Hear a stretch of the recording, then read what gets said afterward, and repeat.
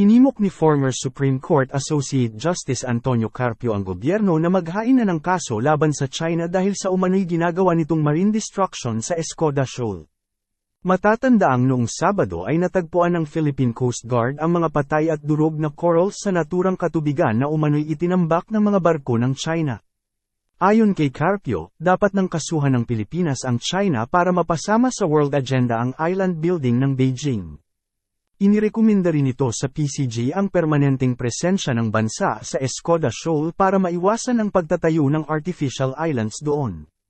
Palagay umano nito ay hindi makapagtatayo ng isla ang China kung mararamdaman nito ang 24 hours na presensya ng Pilipinas sa lugar.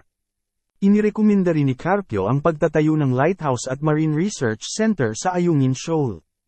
Aniya dapat e-convert ng Pilipinas ang mga aktibidad nito sa civilian activities.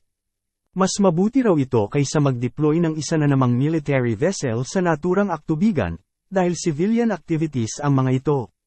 Natapatan na ba ng Germany ngayon ang China? 2 German warships have set sail towards the Indo-Pacific region in an effort to increase Germany's military presence in that area. The Frankfurt am Main ship set off on Tuesday from the northern German port of Wilhelmshaven. Okay, yan po ay mga mga sangkay, yan po ay mga warship ng Germany. Nakaraan lamang ay pinag-usapan po natin yung India na nagpadala na nga po daw ng kanilang mga pandigma sa West Philippine Sea. So ito naman mga sangkay, anong mayroon?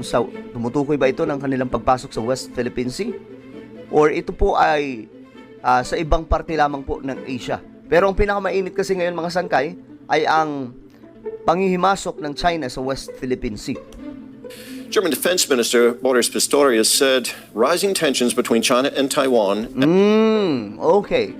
So, ang dahilan ay dahil po sa tensyon na tumataas ng Taiwan at China. And over the South China Sea, we're putting pressure on freedom of navigation and trade routes. Ano daw? Tingnan nga natin ulit mga sangkay. China Sea, we're putting pressure on freedom.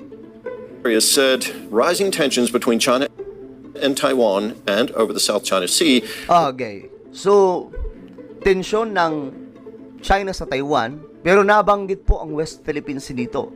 Isa po ito sa dahilan kung bakit daw po dumarami itong mga warship ng Germany dito sa Asia.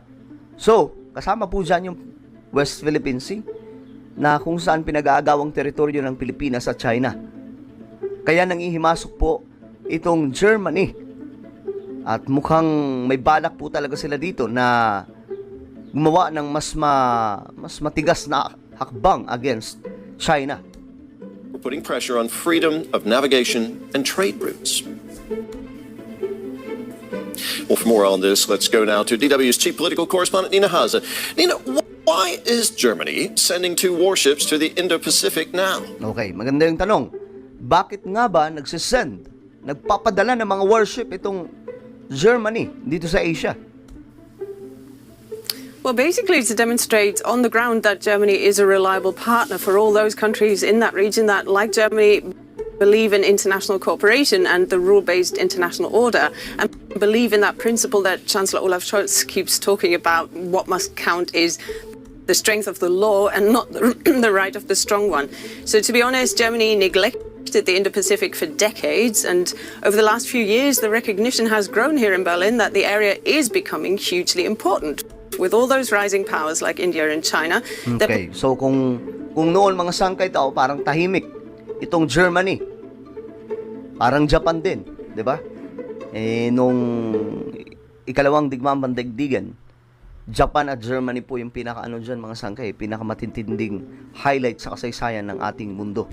So ngayon, kung noon mga sangkay, itong Germany ay medyo tahimik lamang po na hindi po nare-recognize ang kanilang military. Ngayon po mga sangkay ay iba na po. Talagang nakikita na po, nare-recognize na po ng international itong paglago ng kanilang militar.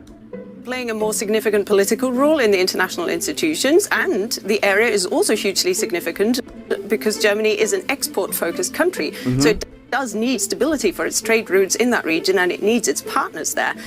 And Russia's illegal war against Ukraine is threatening that principle of respecting territorial integrity worldwide. And here there's a growing recognition in Berlin that politics cannot just be done via the telephone or a Zoom call. You need to show yourself. You Okay. need your people to get to know your partner's people. They need to do military exercises together and practice that regularly. That's what's in their Indo-Pacific guidelines that Berlin gave itself in 2020, and that's why they're sending those ships. Okay, And so sa madaling sabi, mga sangkay, sa term natin, minsan, hindi lang kailangan daw sa idaan sa pamamagitan sa mga salita ang lakas o pagpapakita ng lakas ng Germany. Minsan daw mga sangkay kailangan din angasan ng Germany para mas lalong ma-recognize yung kapangyarihan ngayon ng kanilang militar pagdating po sa karagatan. also some planes from the Bundeswehr to the region. Nina, stay with us because this Indo-Pacific mission is part of a much bigger shift in Germany's approach to security and defense, and we want to take a look at that because the war in Ukraine has prompted a so-called Zeitenwende, as you know, or turning point in how Germany is dealing with security matters and what it's doing with its armed forces. Okay, paano daw po dinidil o ginagawa ng akbang nitong Germany ang pagkakaroon ng maayos na seguridad ngayong may digmaan, Ukraine against Russia. At ito may papasok po mga sangkay na gulo na pwedeng mangyari sa Taiwan at China or pwede rin mga sangkay ang Pilipinas at ang China ang magpang-abot, di ba? For the pilots of the Bundeswehr's air transport group, this is a big deal. Finally getting a shot of the Chinook heavy-lift helicopter. This, though, just a training exercise on Dutch machines. The aim is for the Germans to be ready to fly in 2027, when their new Chinooks arrive to replace the decades-old Sikorskis. Der neue Hubschrauber. The new helicopter flies much faster than the old one. It can Okay, ito na. Show of force na nga po talaga ito ng Germany. Baga, itong aming mga helicopter ay mas mabilis ito kumpara sa iba. transport about twice as much as our old helicopters and is equipped with the latest technology. So, of course, it's a big step for us into the future. In die Zukunft. The price tag for the So, 60 ng World War II, mga sangkay, tandaan mo natin ang Germany po sa pangunguna ng Nazis na walang iba kundi itong si Hitler. Sila po yung isa sa mga rockstar at the time ng World War II. At ngayon, mga sangkay, nagpaparamdam na naman po ang Germany. Na tila baga parang sinasabi nila na teka lang, China, tandaan nyo, kami ay malakas din. Tandaan nyo, nung World War II, isa kami sa kinakatakutan noon ng buong mundo. Parang ganun po yung dating. The odd Chinooks is €7 billion. New hangars will be built here to house them. And not only that, the state-of-the-art Israeli-built Grabe, ito po yung mga pandigma. Arrow defense system will ng also Germany. be located here at a cost of $4 billion.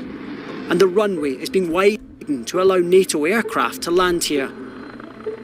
So sobrang active ngayon ng Germany. All of that means Dating that sa this militar. airbase south of Berlin is being turned into one of the most important in Europe. Man stellt wirklich fest, dass wir hier You can really see that we're making history here. You can say that we will be the future home of the Air Force's heavy transport helicopters, making us one of NATO's largest helicopter bases outside the US. USA.